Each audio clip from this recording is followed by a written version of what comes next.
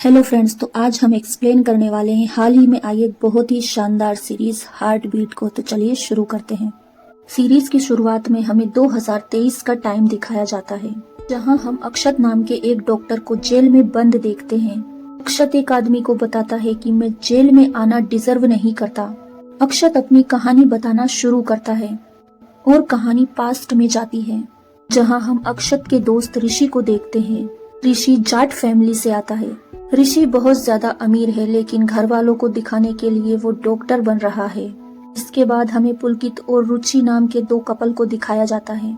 ये हमेशा साथ रहते हैं, हर चीज साथ में करते हैं और जिंदगी साथ बिताने के लिए ही ये साथ में डॉक्टरी कर रहे हैं। फिर हम अक्षत को देखते हैं, जो कि इस कहानी की स्टोरी सुना रहा है। वो अपने बारे में बताता है कि वो इस बैच का टॉपर हुआ करता था। अक्षत किसी से भी पीछे नहीं रहना चाहता था। अक्षत के ऊपर 20 लाख का कर्ज भी था, इसलिए वो सिर्फ और सिर्फ दिन रात मेहनत करता था और वो अपनी फैमिली को एक अच्छी जिंदगी देना चाहता था। यहाँ अक्षत की माँ गांव में एक छोटे से हॉस्पिटल में नर्स है। इसके बाद हमें सांझ नाम की एक लड़की को दिखाया जाता है। सांझ एक फेमस सर्जन स्वाति और अनिल अरोड़ा की एकलौती बेटी है। सांझ भी अक्षत की बैच में ही होती है, जो कि वो पढ़ाई में अक्षत को हमेशा टक्कर दिया करती है। अक्षत के अंदर सांझ के लिए फीलिंग्स तो होती हैं, मगर वो अपने सपनों से ज्यादा किसी को इम्पोर्टेंस नहीं देता और वो हमेशा सांझ को अपना कॉम्पिटिटर मानता है। इससे हमें ये समझ आता है कि इन सभी लोगों की इस हॉस्पिटल में इंटर्नशिप चल रही है, एक तरह से ट्रेनिंग कही जाती है। सीरीज में हमें इंटर्नशिप का फर्स्ट डे दिखाया जाता है, जहाँ अक्षत हॉस्पिटल आता है और उसकी माँ वीडियो कॉलिंग पर उसे कुछ समझा रही होती है। वो उसे समझाती है कि किसी भी पेशेंट को दिल से देखना, सब कुछ सही हो जाएगा। इधर सांझ के पेरेंट्स उसे बताते हैं। वो कहते हैं कि डॉक्टर को कभी भी पेशेंट के लिए जज्बाती नहीं होना चाहिए। यानी कि यहाँ पर सांझ को अलग तरह की परवरिश मिली है, वहीं अक्षत को अलग तरह की परवरिश मिली है। सांझ की माँ स्वाति उससे कहती है, इस हॉस्पिटल की एमडी आनंदा से रिकमेंडेशन लेटर तुम्हें लेना होगा, क्योंकि उस लेटर की बहुत ज्यादा अहमियत है। इधर अक्षत भी अपनी माँ से यही कहता है कि मैं आनंदा से रिकमेंडेशन लेटर तो लेकर रहूंगा। इसके बाद हम देखते हैं कि आनंदा बच्चों को स्पीच दे रही होती है, जहाँ फर्स्ट डे ही सांझ लेट हो जाती है और आनंदा भी उस चीज को नोटिस करती है। इसके बाद सभी लोग अपने अपने काम पर चल जाते हैं। वहीं अक्षत सांझ से कहता है कि देखना, मैं तुमसे अच्छा सर्जन बनकर दिखाऊंगा। इस पर सांझ अक्षत से कहती है कि तुम बिना बात पर मुझसे जब देखो जब कंपटीशन करने लग जाते हो। मगर अक्षत उससे कहता है कि तुम तो वैसे ही रईस बाप की औलाद हो, तुम्हें क्या पता स्ट्रगल क्या होता है। तभी वहाँ पर डॉक्टर संदीप आ जाते हैं, जो इन लोगों को ट्रेनिंग देंगे। यहाँ संदीप सबको डांटते हैं और कहते हैं कि तुम्हारी रिपोर्टिंग टाइमिंग सुबह 8 बजे से है। अगर तुम में से किसी ने भी लेट किया या कोई भी गलती की तो मैं तुम्हें छोड़ूंगा नहीं। इसके बाद इन लोगों की इंटर्नशिप शुरू हो जाती है। अक्षत यहाँ बात बात पर सांझ से कंपटीशन ही किए जा रहा होता है। फर्स्ट डे तो इसी तरह खत्म हो जाता है। अब नेक्स्ट डे वापस से ये लोग इसी तरह अपने ऑफिस पहुंच जाते हैं, हॉस्पिटल पहुंच जाते हैं। वहीं आज इन्हें एक पेशेंट को देखना होता है। तभी सांझ कहती है कि ये पेशेंट को मैं देखूंगी। अक्षत कहता है कि वो मेल पेशेंट है, इसलिए उसे मैं देखूंगा। इधर अक्षत सांझ को लिफ्ट में फंसाकर उस पेशेंट के पास आ जाता है। इसके बाद अक्षत जब उस पेशेंट का यूरिन बैग चेंज करने लगता है तो पेशेंट उससे कहता है कि ये सब मैं संदीप डॉक्टर से करवाऊंगा, इंटर्न को कुछ भी नहीं आता। तभी वहाँ पर सांझ भी आ जाती है और वो कहती है ये मैं कर देती हूँ, लेकिन पेशेंट दोनों को ही मना कर देता है। वो कहता है नहीं, मैं तो डॉक्टर से ही करवाऊंगा। लेकिन सांझ कहती है कि हम भी एक डॉक्टर ही हैं और वो नहीं मानती और वो अक्षत से बैग छीनने लगती है। इसी बीच छीना छपटी में ये यूरिन उसी पेशेंट के फेस पर जा गिरता है, यानी कि वो बैग फट जाता है। तभी यहाँ पर सारे लोग इकट्ठे हो जाते हैं। तब हमें पता चलता है कि ये आदमी तो यहाँ के विधायक का नौकर है। वो इन सबसे कहता है कि मैं तुम्हें छोड़ूंगा नहीं, मैं तुम लोगों पर केस करूंगा। तभी अक्षत उस आदमी के पास एक दवाई को नोटिस करता है, जो कि चक्कर आने की दवा होती है। ये बात अक्षत को बड़ी ही अजीब लगती है। अब डॉक्टर संदीप अक्षत और सांझ को अपने पास बुलाते हैं और वो उनसे कहते हैं कि तुमने तो सेकेंड डे ही कांड कर डाला। अब तुम लोगों को आनंदा यहाँ से कभी भी बाहर निकाल सकती है। सर की ऐसी बातें सुनकर अक्षत और सांझ संदीप सर से माफी मांगते हैं। वो कहते हैं कि सर बस फर्स्ट टाइम बचा लीजिए, आगे से हमसे ऐसी कोई गलती नहीं होगी। डॉक्टर संदीप इनको एक आइडिया देता है। वो कहता है कि अब तुम्हारे पास सिर्फ एक ही तरीका है, तुम जाकर किसी भी तरह से उस पेशेंट को मनाओ कि वो तुम्हारी रिपोर्ट दर्ज ना करे, तभी तुम लोग बच सकते हो। इधर संदीप ऋषि को एक पेशेंट के परिवार से उनके सिग्नेचर लाने को कहता है। तभी वहाँ पर एक और मैडम चेतना आ जाती है, जो संदीप से कहती है कि इंटर्न को तुम चीजें ढंग से सिखाओ। मगर संदीप यहाँ मैडम चेतना को ही चुप करवा देता है। हमें ऐसा फील होता है कि यहाँ पर संदीप सर काफी अकड़ू टाइप के इंसान हैं। इसके बाद अक्षत और सांझ सोचते हैं कि उस नौकर को कैसे समझाया जाए जिससे कि वो हम पर केस ना करे, मगर उन लोगों को कुछ भी सूझ नहीं पड़ रही होती है। इधर ऋषि उनके पेशेंट के परिवार को ढूंढ ढूंढ कर थक गया था, जिनका उन्हें सिग्नेचर लेना था। उस पेशेंट के घर वाले उसे कहीं नहीं मिलते। अब यहाँ बाहर की ओर एक टपरी थी, जहाँ अक्षत और सांझ चाय पी रहे होते हैं। चाय वाला अपनी कान में उंगली डालता है, जिससे सांझ चिढ़ जाती है और उससे कहती है, आप ये कान में उंगली डालना बंद कीजिए। तभी अक्षत के दिमाग में एक आइडिया आता है। तभी वो सांझ से कहता है कि मैंने उस पीए के पास चक्कर की दवाई देखी थी। ये बोलकर वो सीधा उस पेशेंट के पास भागता है। इधर ऋषि की हेल्प डॉक्टर चेतना कर रही होती है। वो ऋषि से कहती है कि पेशेंट के फादर यहीं पर थे, तुमसे एक काम नहीं हो रहा है। तभी यहाँ पर ऋषि को डॉक्टर चेतना पसंद आने लगती है। इधर अक्षत और सांझ उस पेशेंट के पास आते हैं। अक्षत और सांझ उसे बताते हैं कि तुम्हें चक्कर वाली दवाई दोबारा नहीं लेनी पड़ेगी, बस आप इस तरह से कान में उंगली मत डाला कीजिए, इससे अपने कान में प्रॉब्लम होती है और इसी की वजह से तुम्हारी तबीयत खराब हो रही है। इसके बाद हम अगले सीन में देखते हैं कि सारे इंटर्न बैठकर बातें कर रहे होते हैं। वो सोचते हैं कि पता नहीं अब वो पेशेंट हमारे ऊपर केस करेगा या नहीं। तभी डॉक्टर संदीप यहाँ आते हैं और वो कहते हैं कि पीए ने कोई कंप्लेन नहीं की, तुम सभी लोग एक बार बच गए हो। अब सभी लोग यहाँ खुश हो जाते हैं और यहाँ अक्षत पहली बार सांझ से हाथ मिलाता है। थोड़ी ही देर बाद हम देखते हैं कि सांझ को एंजाइटी फील होने लगती है और वो एंजाइटी की पिल्स ले लेती है, जिसे पिल्स लेते हुए अक्षत ने चुपके से देख लिया होता है, मगर उसे ये समझ नहीं आया कि सांझ ने किस चीज की दवाई खाई है। एपिसोड 2 की शुरुआत में हम देखते हैं कि अक्षत जेल में अपनी स्टोरी सुना रहा है। वहीं एक ब्लेजर वो अपने पास रखता है और कहता है कि ये ब्लेजर मेरे लिए बहुत खास है, और कहता है कि उस समय भी मुझे पहली बार किसी के लिए फीलिंग्स आई थी। फिर से सीन पास्ट में जाता है, जहां हम देखते हैं कि सांझ की मॉम उसे डांट रही होती है। वो कहती है कि तुम हॉस्पिटल में इस तरह की गलती कैसे कर सकती हो। रियलिटी तो ये थी कि सांझ की माँ को उनका नाम खराब होने का बहुत ज्यादा डर था, मगर सांझ यहाँ अपनी माँ से ज्यादा कुछ नहीं कहती और चुपचाप यहाँ से चली जाती है। हॉस्पिटल में उसे अक्षत और ऋषि मिलते हैं, जो उससे बहुत अच्छे से बात कर रहे होते हैं। इधर सांझ अपनी माँ की बातों से पहले से ही इरिटेट हो रही होती है, लेकिन जब अक्षत उससे छोटा सा मजाक भी करता है तो वो बहुत ज्यादा गुस्सा हो जाती है और उसे सुना देती है। अक्षत सांझ के गुस्से को देखकर चुप हो जाता है। इसके बाद हम डॉक्टर चेतना को रुचि के पास देखते हैं। चेतना से रुचि एक दिन की छुट्टी मांग रही होती है। इधर पुलकित संदीप सर से छुट्टी मांग रहा था। तभी हमें पता चलता है कि रुचि को तो छुट्टी मिल चुकी है, लेकिन पुलकित को छुट्टी नहीं मिलती। रियलिटी तो ये थी कि ये दोनों डेट पर जाना चाहते थे, मगर अब इनका प्लान फेल हो चुका था। तभी सांझ देखती है कि हॉस्पिटल में अचानक से भीड़ बढ़ने लगी है। इस हॉस्पिटल की हेड नर्स, जिसे सब बीजी कहकर बुलाते हैं, वो सांझ को बताती है कि डेंगू बढ़ गया है, इस वजह से आज का पूरा दिन सबकी सेवा में ही लगाना पड़ेगा। इसके बाद सभी डॉक्टर्स और नर्सें पेशेंट्स को देखने लगते हैं और इसी बीच अक्षत और सांझ की छोटी मोटी बहस भी होती रहती है। इधर ऋषि एक महिला का चेकअप करने आता है। ऋषि को पता नहीं होता कि लड़कियों से किस तरह से बात की जाती है। ऋषि उससे अजीब तरह से बात करता है, जो उस लेडीज को पसंद नहीं आता, और चेतना ये सब कुछ दूर से देख रही होती है। अब चेतना ऋषि को साइड में ले जाकर बुरी तरह से फटकारती है। वो कहती है कि इस तरह से महिला को हैंडल नहीं किया जाता। ऋषि यहाँ चेतना की बातें चुपचाप सुन रहा होता है। तभी एक लड़का हॉस्पिटल में भागते हुए आता है और वो कहता है कि मेरे मम्मी पापा को डेंगू हो गया है। तब उसकी मदद के लिए यहाँ सांझ और अक्षत जाते हैं। तभी हमें पता चलता है कि हॉस्पिटल में तो अब एक भी बेड खाली नहीं है। अब अक्षत और सांझ दिमाग लगाते हैं और किसी तरह से हॉस्पिटल के एम्प्लॉय से बेड का अरेंजमेंट करवाते हैं और उसका इलाज शुरू कर देते हैं। अभी वो लड़का डॉक्टर से कहता है कि मेरा बिजनेस डूब चुका है, मेरे पास पैसे नहीं है और मैं पैसों का इंतजाम करने जा रहा हूँ, तुम मेरे मम्मी पापा का ख्याल रखना। इस लड़के की बातें सुनकर सांझ और अक्षत आनंदा और अकाउंट्स वाले से बात करने जाते हैं। ऐसा कोई खाली कोटा है क्या? जिससे इस बच्चे के माँ बाप का फ्री में इलाज हो जाए। लेकिन यहाँ उन्हें पता चलता है कि कोटे वाले फंड तो खत्म हो चुके हैं। अभी यहाँ एक और लड़का आता है जिसका बुरी तरह से एक्सीडेंट हुआ होता है और उसे हॉस्पिटल में लाया जाता है। तभी डॉक्टर चेतना आती है और वो ऋषि से कहती है कि तुम इसका ध्यान भटकाने की कोशिश करना, मैं दवाई लेकर आती हूँ। इधर ऋषि उस लड़के का ध्यान भटकाने की कोशिश करता है, लेकिन जब वो लड़का जवाब नहीं देता तो वो उसकी उंगली ही तोड़ देता है।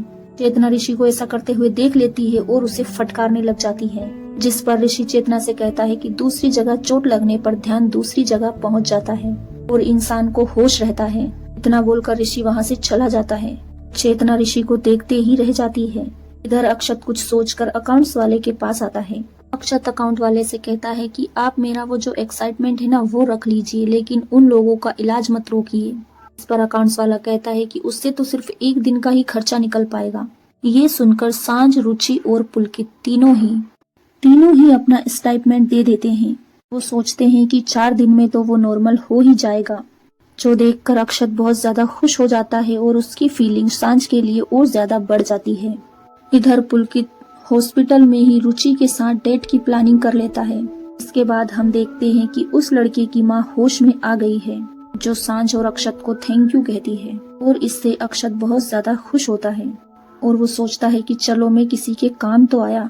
इसके बाद ये इंटर्न सब बाहर निकलते हैं।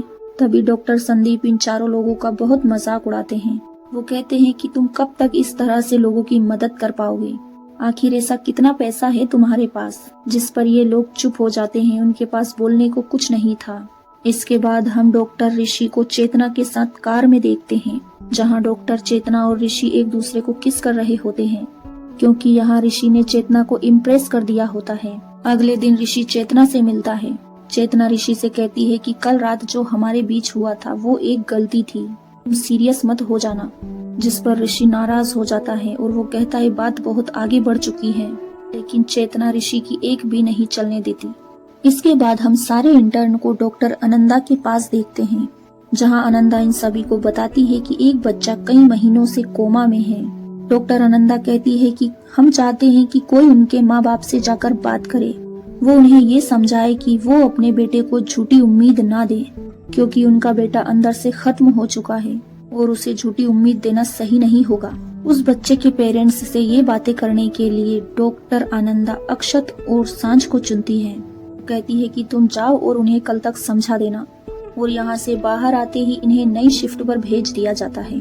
आज का पूरा दिन तो इसी तरह उनका काम में बीत जाता है। अगले दिन अक्षत और सांझ उस बच्चे के पेरेंट्स को समझाने जाते हैं, मगर उनका दर्द देखकर ये दोनों चुप रहते हैं। शाम को जब अक्षत अपनी माँ से बात करता है तो वो अपनी माँ को इस केस के बारे में बताता है।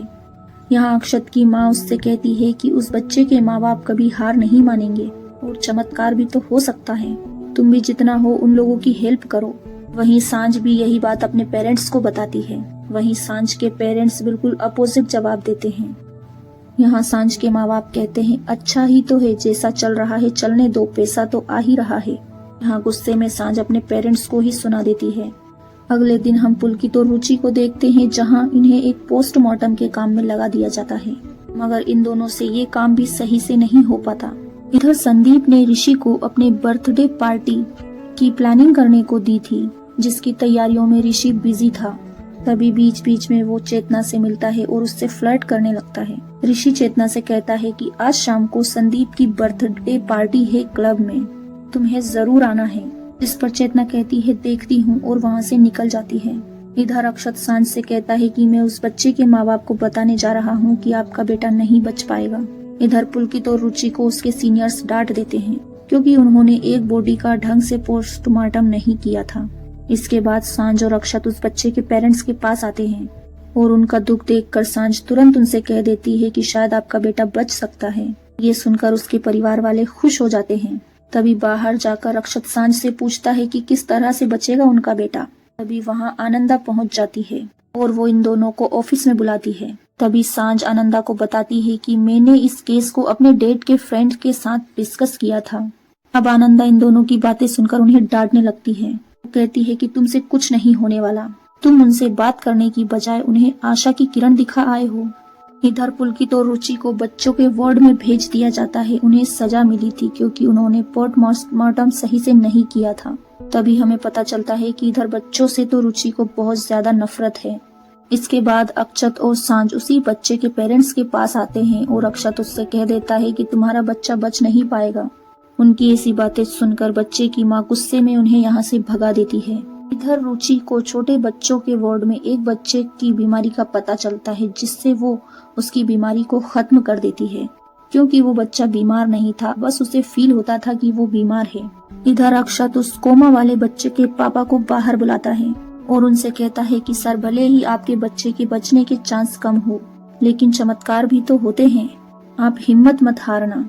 अक्षत की ऐसी बातें सुनकर वो आदमी खुश हो जाता है। इसके बाद ये लोग इस बच्चे को अपने घर पर शिफ्ट कर देते हैं और कहते हैं कि हम इसे घर पर ही संभालेंगे।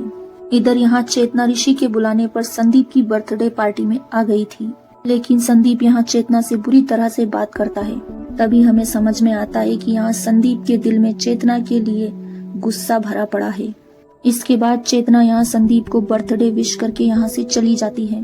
इधर हम अक्षत के दोस्तों को देखते हैं, साथ में सांझ भी आई हुई थी, मगर ऋषि को चेतना का मैसेज आ जाता है तो वो तो यहाँ से चला जाता है।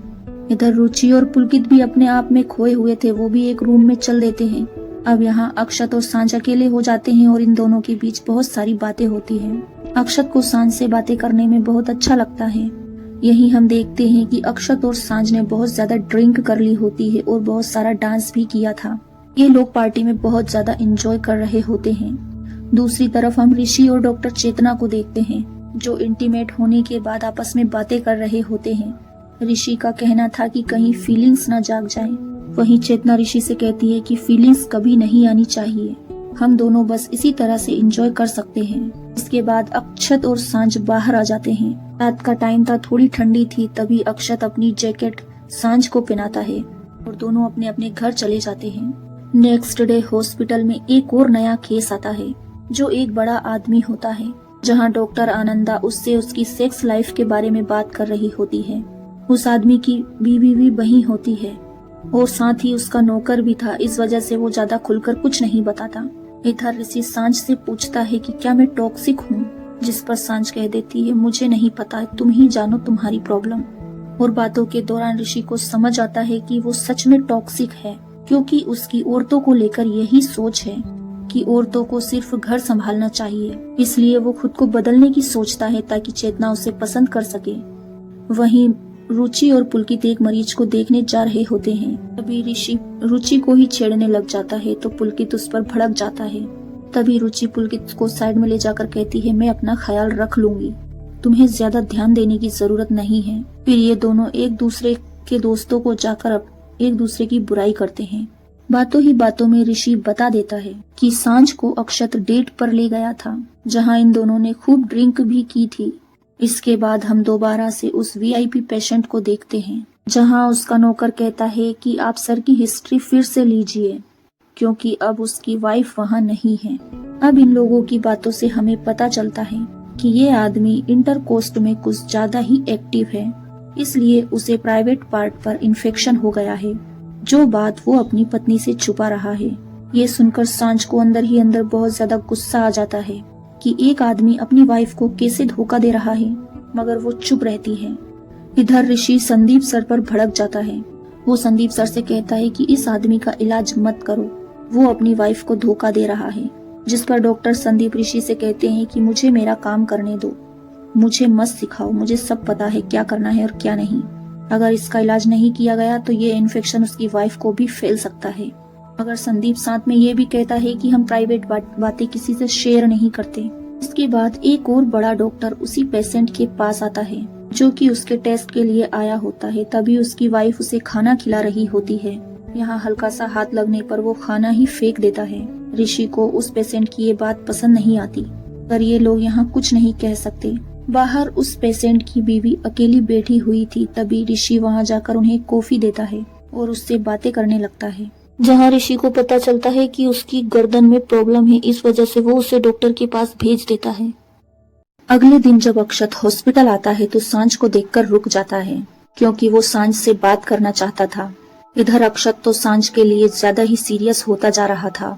इसके बाद सांझ और अक्षत एक दूसरे के लिए टाइम निकाल लेते हैं और बहुत सारी बातें भी करते हैं, क्योंकि सांझ भी अक्षत को पसंद करती थी। यहीं से इन दोनों की लव स्टोरी शुरू हो जाती है, लेकिन इन लोगों ने एक दूसरे को अभी तक प्रपोज नहीं किया था। फिर हम देखते हैं कि उस वीआईपी पेशेंट की पत्नी ऋषि से आकर मिलती है। इधर बातों ही बातों में ऋषि उसे बता देता है कि आपके पति के बाहर कई सारे अफेयर्स चल रहे हैं और आप उनसे संभल कर रहना, और इस गर्दन का दर्द भी आपको उसने ही दिया होगा, है ना? जिस पर वो महिला ऋषि से हाँ कहती है। साथ ही वो ऋषि को बताती है कि मैं ये मामला अपने तरह से हैंडल कर लूंगी, आपका नाम नहीं आएगा, आप टेंशन मत लेना। आगे हम देखते हैं कि अक्षत सांझ से बातें कर रहा था। नेक्स्ट मॉर्निंग सांझ रुचि से पूछती है कि पता नहीं अक्षत के दिल में मेरे लिए क्या है, क्योंकि वो मुझसे तो कुछ पूछता ही नहीं है। वहीं अक्षत से मिलने एक अनिल नाम का लड़का आता है। वो अक्षत को साइड में ले जाकर कहता है कि भैया मुझे एक मेडिकल लीव चाहिए, क्योंकि मैंने बीच में छुट्टियां ले ली थी और स्कूल वाले वही मांग रहे हैं। अक्षत पहले तो मना कर देता है, लेकिन वो लड़का उसका खास था इसलिए वो मान जाता है और वो एक रूम में जाकर किसी दूसरे डॉक्टर के नाम से उसे लीव बनाकर दे देता है। वहीं हम रुचि को देखते हैं जो आज अकेले ही पोस्टमार्टम के काम पर आती है और अकेले वो काफी अच्छा काम कर रही होती है। इस वजह से उसके सीनियर्स उसकी तारीफ भी करते हैं। इधर कुलदीप भी अकेला होता है, इस वजह से वो भी अपना काम बहुत अच्छे से करता है, यानी कि पुलकित और रुचि को समझ में आता है अब ये अगल रहेंगे तो ही अच्छे से काम कर पाएंगे। इधर सांझ अक्षत के लिए कॉफी लेकर आती है और ये चाय पीते पीते प्यार भरी बातें करने लगते हैं। तभी अक्षत को पता चलता है कि उसका स्टेपन डिले हो चुका है और उसे तो रूम का रेंट भी भरना था, अब वो पैसे कहाँ से लाएगा। सांझ कहती है कि क्या मैं कुछ हेल्प कर सकती हूँ, लेकिन अक्षत सांझ से हेल्प लेने के लिए मना कर देता है। तभी अक्षत के पास ऋषि का कॉल आता है। वो कहता है किसी अनिर्बन ने एक आदमी को भेजा है, इससे मिल ले जरा। तभी वो आदमी अक्षत से एक मेडिकल लीव बनाने के लिए कहता है और वो उसे 2000 रुपए देने के लिए भी तैयार था। पैसे की सुनकर ऋषि के मन में लालच आ जाता है और वो अक्षत को झूठी लीव बनाने के लिए मना लेता है। इसके बाद ऋषि और अक्षत उसे झूठी मेडिकल लीव बनाकर दे देते हैं। इसी तरह से ऋषि और अक्षत के पास कई सारे लोग लीव लेने के लिए आते हैं और वो झूठी लीव बनाकर उन्हें दे देते हैं और इस तरह से ये कुछ पैसे भी कमा लेते हैं और इन्हें मजा भी आ रहा था कि चलो इन लोगों का खर्चा तो निकल ही रहा था। एक दिन सांझ अक्षत को एक मेडिकल की झूठी लीव बनाते हुए पकड़ लेती है। अब अक्षत सांझ को समझाता है और बाहर आ जाता है और उसके साथ वो आदमी भी बाहर आ जाता है जो झूठी लीव बनवाने आया था। अब इनकी बातों को सुनते ही एक डॉक्टर इन्हें पकड़ लेता है और इनसे सवाल जवाब करने लगता है। ये लोग डॉक्टर के सामने किसी तरह बात को संभाल लेते हैं, जिस पर सांझ भी चुप रहती है और इसी बात पर अक्षत सांझ को गले लगा लेता है। अब जब शाम का टाइम था, सांझ घर पर थी, तभी उसकी माँ कहती है कि तुम्हें मेरी फ्रेंड के यहाँ ज्वाइन ले लेना चाहिए, जिससे हमारा भी नाम होगा। लेकिन सांझ मना कर देती है। वो अपनी माँ से कहती है मेरा जो मन करेगा मैं बस वही करूंगी। इधर ऋषि और चेतना फिर से इंटीमेट हो जाते हैं और कई सारी बातें करते हैं। तभी ऋषि बातों ही बातों में चेतना से प्यार भरी बातें करने लगता है, लेकिन चेतना गुस्से में ऋषि से कह देती है प्यार का मेरे घर में कोई लेना देना नहीं है, तुम यहाँ से जा सकते हो। इधर सप्लायर रूम में डॉक्टर संदीप बैठा हुआ था। तभी वहाँ अक्षत का एक क्लाइंट आता है और वो डॉक्टर संदीप से कहता है कि मुझे एक मेडिकल बनवाना है। तभी यहाँ संदीप को सारी बात पता चल जाती है। इसके बाद वो सीसीटीवी कैमरा में जाकर चेक करता है। ये लोग संदीप के हाथ से बच नहीं पाएंगे। इधर रुचि और पुलकित भी एक दूसरे से बातें कर रहे होते हैं और वो कहते हैं कि हम अकेले ही बहुत ज्यादा अच्छे से काम करते हैं। इसके बाद संदीप इन लोगों को एक एक करके अपने ऑफिस में बुलाता है और कहता है कि आजकल हमारे हॉस्पिटल में झूठी मेडिकल लीव बनाई जा रही है, अगर यहाँ कोई कुछ नहीं कहता। अक्षत भी कह देता है मुझे कुछ नहीं पता। तभी यहाँ संदीप सबसे एप्लीकेशन लिखवाता है और कहता है कि लिखो, इस बारे में हम कुछ नहीं जानते। और इस एप्लीकेशन की राइटिंग उस मेडिकल रिपोर्ट से मिल जाती है। साथ ही ये भी कंफर्म हो जाता है कि अक्षत ने ही वो मेडिकल की रिपोर्टें बनाई थी। तभी यहाँ अक्षत संदीप से माफी मांगता है और कहता है सर मैं बहुत ज्यादा गरीब हूँ और खर्चा चलाने के लिए मुझे ये सब करना पड़ता है, लेकिन मैं आगे से ऐसा कुछ नहीं करूँगा। संदीप इस बार तो उसे माफ कर देता है। साथ ही वो अक्षत से ये भी कहता है कि मैं तुझे माफ करता हूँ, लेकिन तुझे एक काम करना होगा, तुझे सांझ के आगे मेरी तारीफ करनी होगी ताकि वो उसके पेरेंट्स के सामने मेरी तारीफ करे और मुझे उनके हॉस्पिटल में जॉब मिल जाए, क्योंकि मुझे बहुत पैसा कमाना है।